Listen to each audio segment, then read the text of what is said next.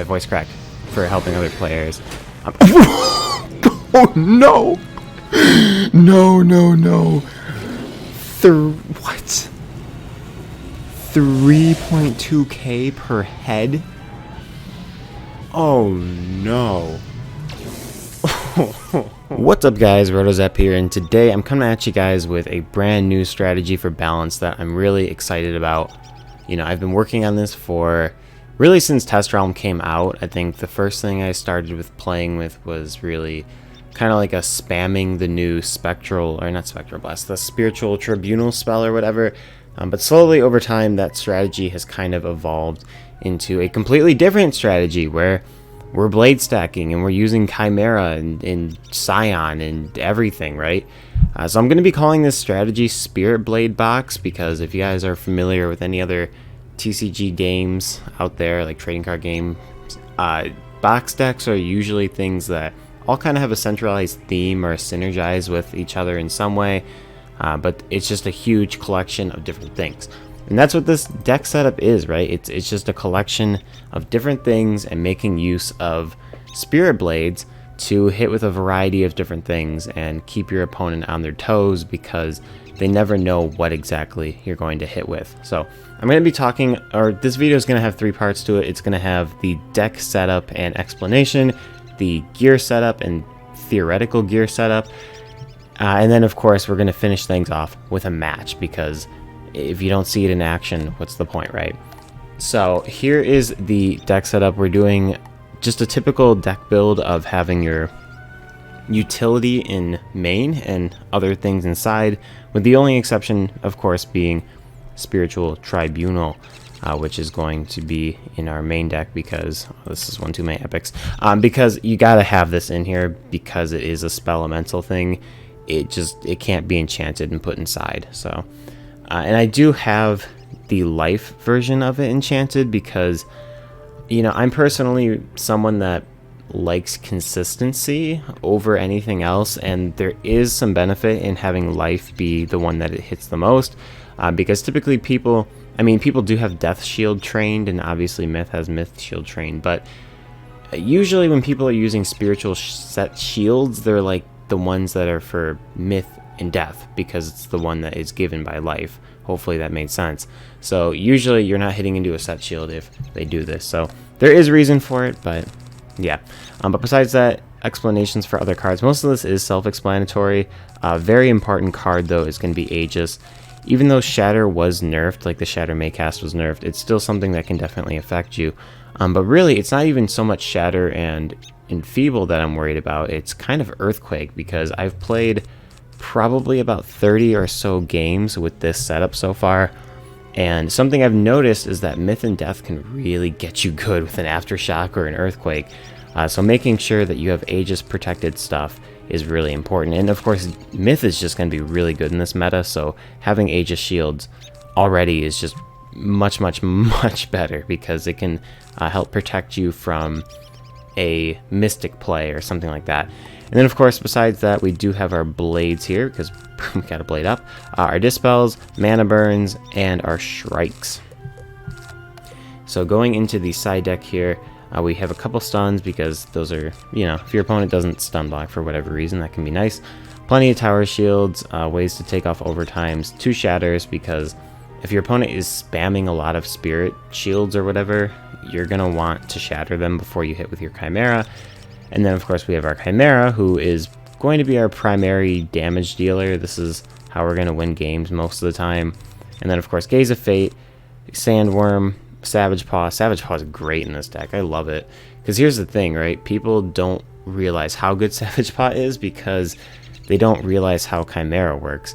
If you have a Balance Blade on when you use Chimera or Hydra, every single head gets the applied effect of that Balance Blade. So you only need one Balance Blade for all 3 heads to be getting benefit, which is really nice. So what you can do, if your opponent maybe has just 1 tower shield on, you know, you go into Strike, you start things off with a Savage Paw, you get a Pierce Blade, and you get your Balance Blade, and now your Chimera is doing even more damage, and it didn't use any of your Spirit Blades to do that, which is kind of the synergy of this deck, is you get to hit with things that don't use your blades, unlike a lot of schools, where most schools, any hit really uses their blades. But since balance is hitting with off-school damage, you get to actually use things like supernova, paw, worm, all this stuff.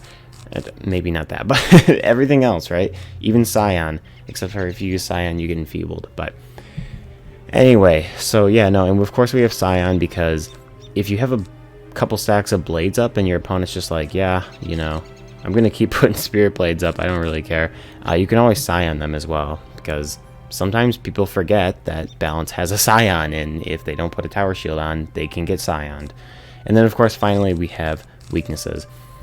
And so this is kind of slow, right? This is slow play because we want to take our time, be defensive, and get some blades going, and then as per balance fashion, we're going to be doing chip damage with mana burn and supernovas, and maybe even paws or worms or whatever.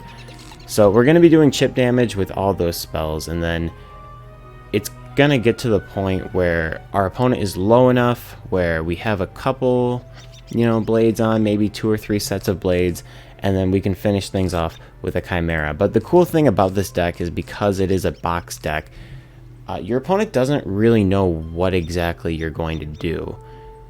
So, you know, you could do Chimera, which is what the strategy is supposed to be, but you don't always have to do Chimera. You can also start using Spiritual Tribunal, which is really good as well, or you can always use Scion. And you don't even have to do any of that. You can just use balance hits, right? You can use Sandworm, or you can use Gaze and just hope that the second hit is part of your bladed hits or whatever. So, like, it's really just so many different options that you can do with this deck, and your opponent doesn't really know how to play, because it seems like anytime your opponent does one thing to counter one thing, they're leaving themselves open for another problem. So because of that, I think that this is a really solid strategy. But let's talk about the gear, because I actually don't have the gear on Test Realm that I want. So I've been doing a lot of gear calculations for what I want the optimal gear to look like. But what we're going to be using in this video, you know, what we're going to see in the match today are these stats. So we have 7,800 health with 70 that's really high, 70 universal resist with 85 to balance ice and fire, and then 101 damage with 17 accuracy, basically negligible crit, almost no block either, but 36 armor piercing and perfect power pip chance, as well as 48% pip conversion. So we're going to want to take advantage of a Dragoon set with this, and all 3 gear setups that I have theoretically made involve using a Dragoon set in some way, so that we can get this up to about 70% pip conversion. Because if you guys take a look at our deck, most of our spells are odd pips, right? We have odd pip, you know, odd pip, or odd pip, pretty odd pip. So we're going to make use of conversions a lot, and it's really, really important that we can bank on getting a conversion so that it can help us combo into things, because like Savage Paw into Scion is only possible with a pip conversion. So it's just interesting plays like that that let us accomplish that. So I'm gonna get up, or yeah, I'm gonna start talking about the gear now. So yeah, but keep in mind that I don't have the gear done on this because I need more Dragoons pieces that I just don't have yet. Like I have the hat, but the hat's not, we're not going to be using the hat for this setup. So yeah, let's talk about the gear now. Alright guys, so getting into the gear here, I might lose some of you guys, I'm not going to lie, because I don't have all the gear on Test Realm. So what I did was kind of make these like stat distribution things, which I'm going to put on screen in a second. But something I want to note for this, I'm going to explain each thing, but keep in mind that if a gear piece is not explicitly mentioned on that page, that means it doesn't change. So like for example, the wand, it never changes, never. Like we always use the wand. We always use the Dragoon's boots, that never changes. And the ring, always using the Duel's Daredevil ring, that never changes. Same with the deck, and yeah, that's about it. But everything else does change. So I just wanted to, you know, make sure you guys knew that. But This is all the gear that we're using for the match in today's video. So you guys saw the stat distribution earlier. These are very, very tanky stats with pretty minimal damage. So yeah, but the only thing I don't really like about these stats is that the pet's not optimal at all. We definitely don't need Balance Ward in July 2020, so pet needs to change. And you know, outside of the pet, I just don't like the health. Our health being 7,800 is okay, but it's not as good as it could be. So I'm gonna put the other things on screen now, and we're gonna, I guess, talk about these individually here. So starting off first, we have the setup that involves the Malister hat, the Dragoon's robe, the Dragoon boots, the Darkmoor thame or amulet, depending on which version of this we're running, and the Goon version for whatever you're not using Dragoons. Hopefully that makes sense. So for the first stat distribution, it's the no Goon dagger, meaning we're using the Darkmoor thame and the Dragoon's amulet. So for this, pretty decent health. It's not, you know, it's the lowest of the three, but it's not bad. We have decent damage, decent resist. Accuracy is, you know, it's all right. It's better than what it is currently. Critical's okay. Black is a lot higher, which is nice. Pierce is still okay. Pip conservation is really good, and we have maxed power pip chance and 9% shadow pip. So 9% shadow pip, that's high. Okay, that is really high. That's probably the highest you can get it without putting on shadow, like jewels or whatever. So it's pretty good. That's all good stuff, which means we might be able to use things like Gaze and Worm more often as ways of doing chip damage, instead of how our current setup in the last setup is, which is you only need one shadow pip and it's for that strike, and then it's game over from there. But this kind of gives you the flexibility of being able to use more shadow pip spells intermittently before you go for the kill. So the other version though we have is the no Goon amulet, which means we're using the Shane amulet and just the Dragoons of Thame. So we get more health by doing this. We sacrifice 1 damage, we sacrifice 1 resist. Accuracy gets a little lower, but that's actually kind of irrelevant lower, because 20% down to 18 means that we're no longer going to be getting perfect accuracy on things like Worm, which is a problem, which is definitely a problem. I mean, let me just double check to confirm that, but I'm pretty sure Worm is 80% accuracy. So optimally, you do want to have 20% accuracy. Critical is 16, Black takes a hit, Pierce is a lot better, Pip conversion is good, Power Pip is just about near perfect. If we had a rock mount on, this could be 100, and Shadow Pips are 9%, so same thing as the other one. So these two setups are pretty solid. Having almost 9k health on a balance is really, really crazy, and we're really not sacrificing too much in other stats to do this. But of course we have the very last setup, which this setup is honestly kind of my favorite, but there are some problems with it, which I'm going to talk about. So this is the balance with Dragoons plus turquoise. So what this means is we have the turquoise hat, turquoise robe, Dragoon boots, Dragoon Thame, and Dragoon amulet. So with all this craziness, we have basically 9.3 thousand health, 117 damage, 61% resist, roughly 23% accuracy depending on your jewels. Critical doesn't exist. Block is okay. Pierce not bad. Decent pip conversion. Power pip 92 and shad 3%. So that is the big con. This is where we're sacrificing our stats, because 92% power pip is not great. It's really not great, and 3% shadow pip basically means that you should only expect to get 1 shadow pip until you're ready to kill, and that 1 shadow pip is going to be used for strike. So you don't really get the liberty of using other shadow spells like you do with the other two setups.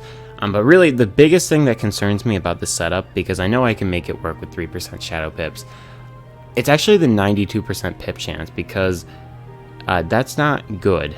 That's actually really, really bad, because part of part of the synergy, I guess you could say, of the setup is because you're getting pip conservation so often. So, you use an element, or sorry, you use a Spirit Blade, you conserve. You use a Savage Paw, it lets you conserve into a Scion, or conserve into a Chimera, or you do the opposite, you Chimera, and it lets you conserve into a Savage to finish the kill off, or a Mana Burn, or anything, really. Like, it just, the pip conservation is so strong with this setup, and it's so vital to the strategy. If you're getting new pips, it totally kills that strategy, and it totally kills that aspect of your gear that makes it really good. So, on one hand, I'm looking at 9.3 thousand health and 117 damage, and I'm like, oh my god. But on the other hand, I see that it's 92% pip chance, which means, yeah, most of the time you're going to get it, but it's not reliable, right? And whenever you're making stats, you want them to be as reliable as possible. And the only way that I could get this to 100% is if I had a Delance Jewel on a pet, as well as the Rock Mount, which the Delance Jewel is good, but I don't know if I want it for this particular setup. It very well could be, and I know a lot of people in the comments will be like, bro, Delance would be gas on this. And yeah, you're probably right, but part of the reason too is I just don't have the Delance Jewel, so that's an issue. And of course, not getting shads as often it's whatever, but it just means that your opponent is in every single match going to out-shad you, which is not fantastic. So these stats are definitely the most risky. It's like the highest risk, highest reward kind of thing. Like, yeah, you're sacrificing some pretty vital things, but if it does work out for you, if you can actually get it to work, it's gas. So I don't know, to be that as it may, I don't know, right? So you guys gotta kind of, I want to know your opinion. I just stuttered a lot there, but I want to know your guys' opinion. I want to know what setup out of the three you guys think is personally the best. From my playing, I think that probably one of the first two is going to be where I'm heading towards, because, like I said, as much as I like the prospect of having all that damage and all that health and whatnot, it's just giving up some vital stats just is not really worth it in my book. But yeah, so I want to know what you guys think. But going over the pet next, so I'm going to put up screenshots of the two pets that I've been hatching with, or two, these are all taken off my phone. All these screenshots are from my phone. But two snapshots of the pools that I've been working with here. So one of them is a Maycast Shatter, Maycast Enfeeble pet, and the other one is a Maycast Enfeeble, Maycast Infallible pet, which is, it kind of harkens back to like the original setup that Balance was doing. And of course, one's Ice Ward, one's Fire Ward. So I think that Maycast Enfeeble is a really good talent to have with this setup, because you're using a lot of weaknesses, your minions use a lot of weaknesses, and it's kind of one of your harder matchups is going to be schools that are blading faster than you. So, because schools like Death and Myth, they don't have to waste a pip to get a good blade on them in the way that Balance does. So it's kind of like, yeah, like I could see why people wouldn't want Enfeeble, but I really do think that Enfeeble is a good talent to have on the pet. And then of course, Maycast Shatter is Maycast Shatter. The cast rate is significantly less now, but it can help take off things like a Spirit Shield spamming, or, if your opponent has Aegis Shields, it can take off one set of the Aegis so that you can shatter. I mean, it has multiple uses, but I could see again why you wouldn't want to do that. But I really do think that the best setup, or the best pet for this setup, is going to be something that has double resist. Oh, of course, I forgot to include, all these will have the Kroger Brace Jewel, so I think that the best setup you can go with for this is going to be something that may cast an aura, so that you're always protected with an aura, double resist, dealer, so that you still have damage, and then some sort of combinations of wards and Maycast. So these two pets are what I'm working on right now. I could totally see you making the argument for other pets, but these are what I'm working on right now. But yeah, so that's the gear setup, that's the explanation. A lot of it is theoretical right now, so you know, as I play test more, as I figure things out, and as I actually get this in live realm, it's going to be a lot more clear, I think, which of these setups is better. So, but without further ado, I know you guys have been excited. You guys have been waiting for the match. Let's get into the match. Alright guys, so as promised, we do have a match here going up against Terra Frost, and I really do think that the strategy is going to be better when the gear is done, but might as well just show off the concept of how the deck works in this video. And it looks like she is going to be an ice and a commander, so that's pretty cool. Looks like we're going to have a pretty decent game, and I think first turn, you know, oh, she's passing. That's not great. So we'll get rid of this. Don't really need it. Don't really need the epic enchant either. I guess we'll do a first turn stun block. That doesn't seem like a bad play at all. So we'll do this, and hopefully find some blades here, because you know this strategy is interesting because we do want to get up our blades kind of as quick as possible, because we do want to put on that kind of pressure very, very early. I can kind of liken playing this to kind of how a death plays, where you're not letting yourself be super open per se, but you are just kind of blading up because you know you got to blade up.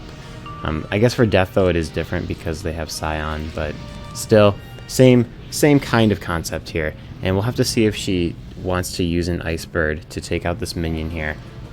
Looks like she's not going to take out the minion. That's interesting. And she's blading up.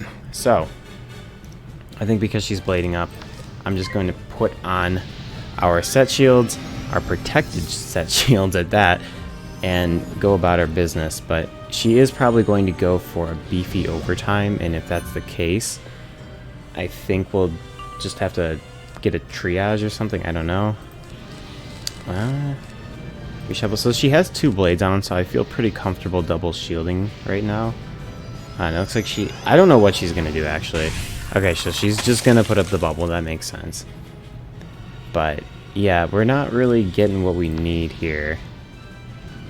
She does have a Shadow Pip as well, so I'm going to put on another set shield here. If she does want to Frostbite, that's okay. But, yeah, we just need to do something that isn't passing, really. And, well, Minion's putting on the weakness. We like that. We do have a Shadow Pip. We've got her 3rd set shield here.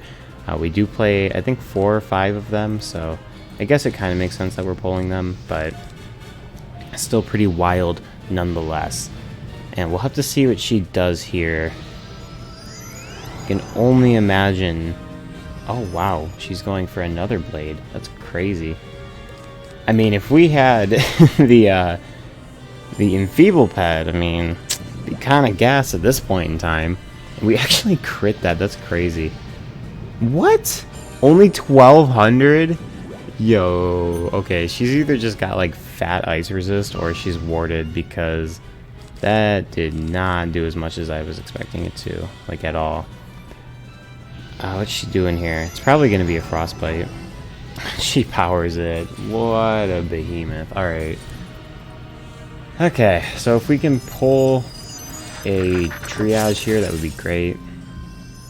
I really don't care though. I'll take the Open Weaver, like, no cap. I do not care whatsoever.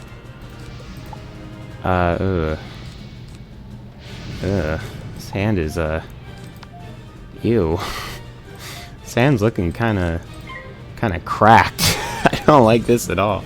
And we still haven't found a single blade, despite how many we play, so that's not really great either, I'm gonna be honest. I guess though, since we don't have any blades up, it might not actually be a horrible idea to Gaze of Fate, just to get some chip damage on her and switch Bubble up. So that could be an option in the near future here. I don't think we're gonna have to Shatter, so I'll probably get rid of that. Ooh, okay, so she's using Ice Bird here. Not great. Not great. But again, with Ward, I'm really just not concerned, like, at all about what she's going to do to us. But I don't know, guys. We're not getting our pulls, which is why I'm kind of freaked out in this current moment. because we really are not getting our pulse. But that was a triple bladed frostbite that is doing 560 damage. That's insane. And our minion is using pierce blades on us, so that's kind of interesting, I guess. Not really helpful, but still interesting nonetheless. Okay, we finally get our spirit blades, but I think what I want to do before I put those on is just get a brace up. I think that makes the most sense. She's going to break our tower shield. She's going to be in for a nasty surprise if she decides to go for a Weaver into my brace and into my 85% ice resist. And a minion is even putting on a weakness, so I'm really not worried about whatever she can do right now. So we're big chillin'. We're big chillin'. But I might try to pull for the gaze before I start putting blades on as well. That might not be a bad idea. Because she is, I mean, at 8.5 thousand health, bro, she's she's looking a little beefy still, and I just don't want to deal with that. Okay, so she is putting on set shields, so she's, you know, preparing for the gaze or whatever. I don't really want to throw any of this away, which is kind of the problem.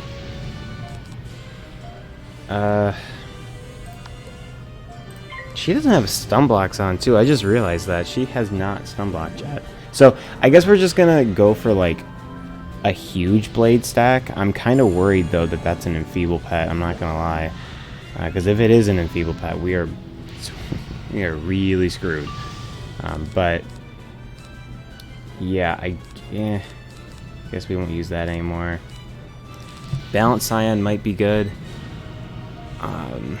Yeah, we might be able to go into Shrike and do that. We are going to get our second Shadow Pip, though, here pretty soon. So, I'm going to want to be able to make use of the first one at any time now. Wow, she is playing crazy. Like, she just legit does not care about the, whatever it's called. She just does not care that she isn't shielded or any of that. That's crazy. So we're going to go for our next set of blades here. I'm thinking what we're going to have to do is just try and one-shot her. We're so tanky that I'm just really not worried about anything that she's going to do to us. And of course our minion putting on the balance blade is always helpful as well. We're stun blocked, right? Yeah, we have stun blocks on. Okay. So I'll cloak these. I'm just waiting. I'm honestly just waiting for her to go into Shrike. If she goes into Shrike, that would be pretty lit. Our minion breaking that is also pretty lit. So we don't have any ice set shields on us right now. So I think we'll do that. Probably, and maybe I shouldn't have thrown away the stun. I don't know. I'm waiting for her to go into Shrike though, because as soon as she does, I'm gonna put on the big boy disc spells and maybe stun her. We'll have to see. If I can make her take a lot of Shrike backlash, that would be great. But she also might be aware that I'm going to try to make her take backlash, because that's like one of the only ways I can actually get damage down on her. But we are going to get our third stack of blades going, which is actually pretty good. And it looks like she is just passing here. So I'm going to put on our third set of blades. You know, she's not really playing this overly well, and I do feel kind of bad. I was hoping for a more heated match. She's asking Jade. Yeah. And yeah, but we'll have to see here. So Jesus, why? Because it's broken, that's why.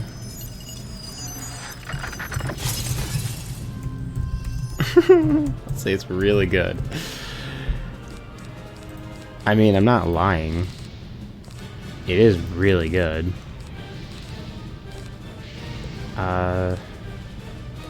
Yeah. I think we'll just go into Strike here. So she's got a shield. Like, she... Well, actually, no. What she's going to do is Weaver. So she's probably going to Weaver. The minion's putting on a weakness, which is phenomenal. So if she does Weaver, though, I really don't care, because, you know, we have Savage Paw. We have things that we can do to deal with that. So we just got to draw for them, though. So we do pull the Chimera. That's always welcome. Is she killing the minion right now? Weird time to kill the minion, I'm not gonna lie. Really weird time to kill the minion. I mean, it did take off. It did do some things for her, okay? That's for sure. It did do some things, but that was kind of a weird move. I don't think we're gonna actually Scion here. Ooh, the Savage Paw. That's gassed. That's super gassed. And normally, guys, no, I don't tell people my stats and whatnot. But, you know, it is practice, so I don't really mind. And it's, of course, for the sake of, like, helping other players. Ugh, my voice cracked. For helping other players. Oh, no! No, no, no. What? 3.2k per head? Oh no.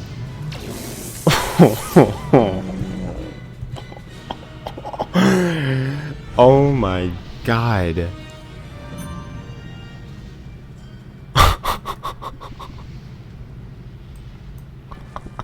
That was so wild.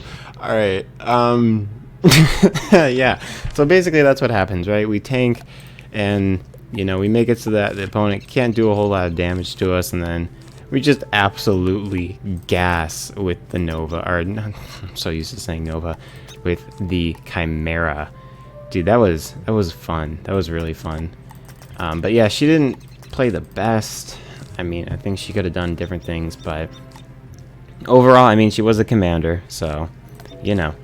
But yeah, I hope you guys enjoyed the video today. I can't wait to be doing this in live realm. It's about to be crazy up in the arena with a almost 9k health balance. Oh my god. Alright, well, that's all I've got for you guys today. If you want to see any more test realm content, please let me know. And yeah, see you guys in my next video. Roto's out. Peace.